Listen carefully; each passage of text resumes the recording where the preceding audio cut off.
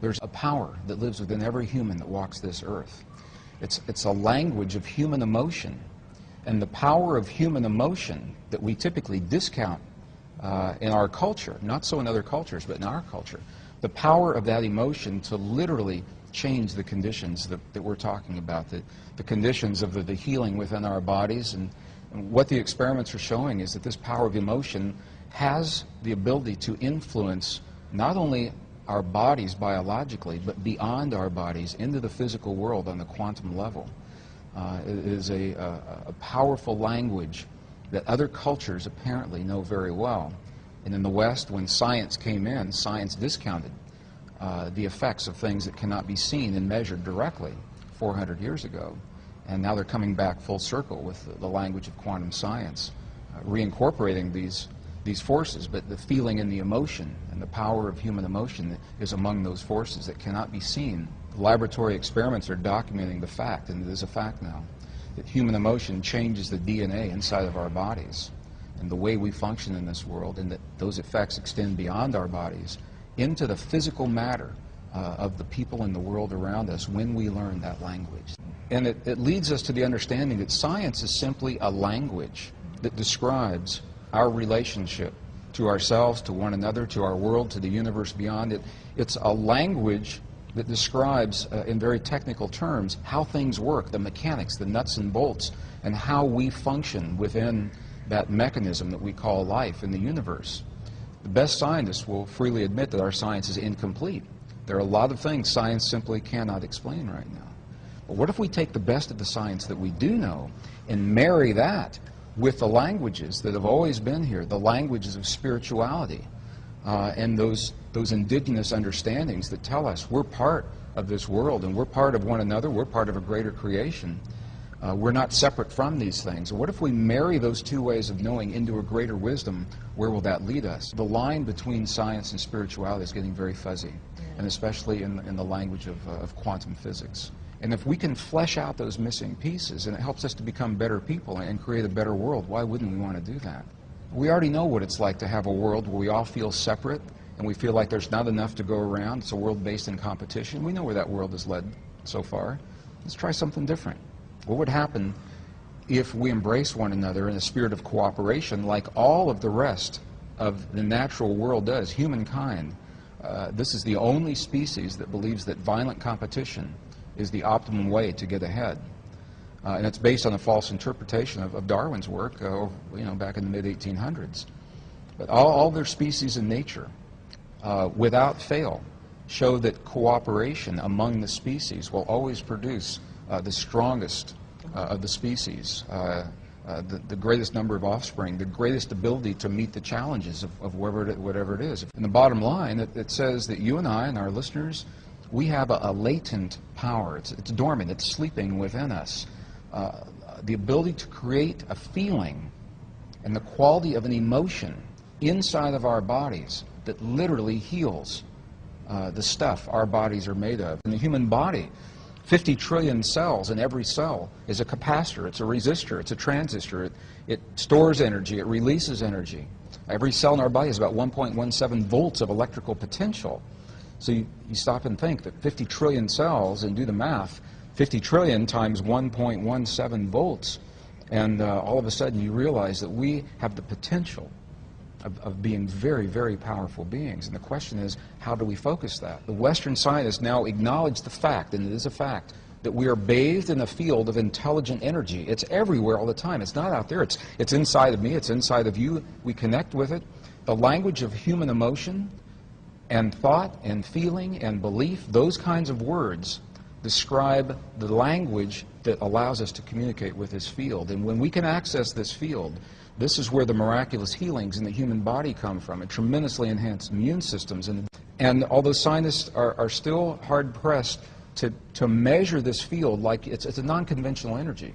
So we don't have the kind of equipment that you would expect to typically measure a field like this. But we know how it works, and we know the effects are there.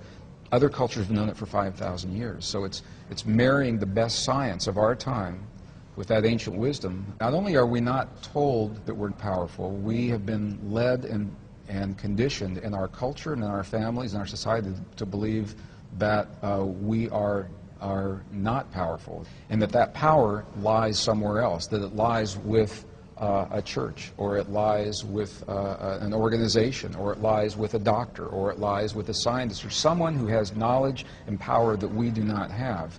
And so when we find ourselves faced with situations in our lives that push us to the very edge of who we believe we are, we believe that we have to go to someone else. So it's about personal responsibility, personal power, and recognizing that we are part of rather than separate from our world. And it's not about controlling or manipulating or imposing our will. It's about us participating and cooperating as a living organism that we call humankind to shape the destiny of our future. And that's why I'm so excited, because every person is a key element. The key, Robin, is unresolved frustration, unresolved anger. That's where we get in trouble with our bodies. We all feel those are. We all feel them because they're signals telling us about our environment, what's happening in the world. We want to feel those. The key is when we do feel them to recognize what they're saying and what to do about them, what they mean to us personally, and to resolve and reconcile whatever it is that is being brought to our attention in that moment.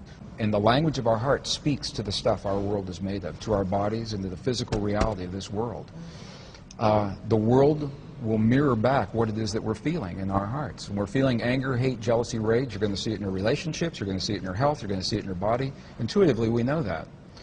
And the flip side works as well. The key is to hone that feeling of peace or of healing, to feel the things as if they've already happened, to feel the peace in our world as if it's already happened, or the healing in our loved ones as if that healing has already happened. And in that way, we are giving this field something to work with, so it can mirror that back in the quantum world. Yep. And there are all kinds of self-help.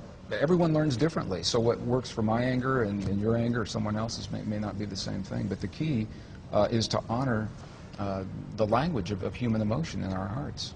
Forgiveness is vital. It's necessary for us to move forward in our lives. We'll all have experiences where we feel betrayed or hurt, where we feel that something has been taken from us by those who had power over us, either physically, emotionally, materially, something like that. We'll all have those experiences. The key to transcending those is to get past them, and you can't get past them by sweeping them under the carpet. Compassion is the word that the Buddhist traditions, we go in those monasteries in Tibet, they look at what's happened to their lives and what they've lost, and you're hard-pressed to find an angry Buddhist in the monasteries in Tibet. And in the pre-Judeo-Christian traditions, there was a sect called the Essenes, E-S-S-E-N-E-S. They wrote entire texts about how we get through those times in our lives, and they said what we do is we bless the things that hurt us.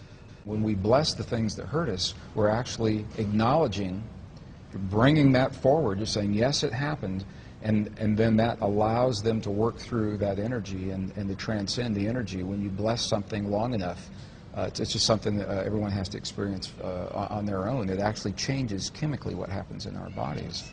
And when we understand that the world around us, and this is the language of quantum physics, when the world around us, we understand it's nothing more and nothing less than a mirror of what we have become from within.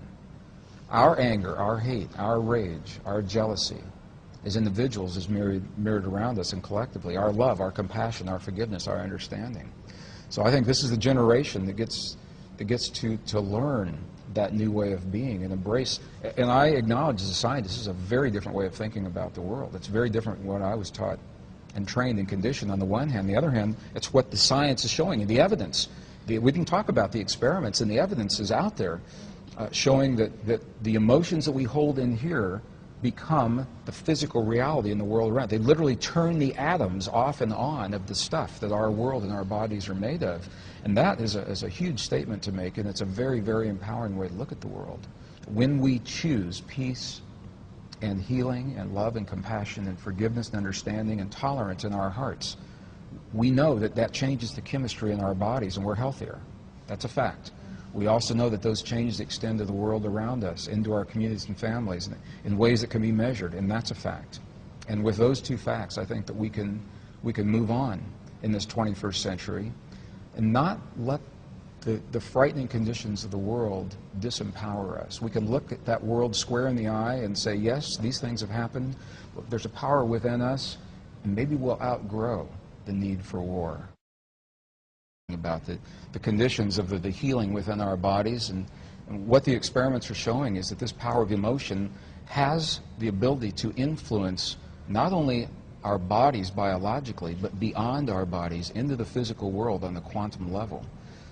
It is a powerful language, the people in the world around us, when we learn that language. And it leads us to the understanding that science is simply a language that describes our relationship to ourselves, to one another, to our world, to the universe beyond it. It's a language that describes, in very technical terms, how things work, the mechanics that other cultures apparently know very well. And in the West, when science came in, science discounted the effects of things that cannot be seen and measured directly 400 years ago. And now they're coming back full circle with the language of quantum science, reincorporating these forces, but the feeling there's a power that lives within every human that walks this earth. It's a language of human emotion, and the power of human emotion that we typically discount in our culture, not so in other cultures, but in our culture, the power of that emotion to literally change the conditions that we're talking in. The emotion and the power of human emotion that is among those forces that cannot be seen. The laboratory experiments are documenting the fact, and it is a fact now, that human emotion changes the DNA inside of our bodies and the way we function in this world, and that those effects extend beyond our bodies into the physical matter of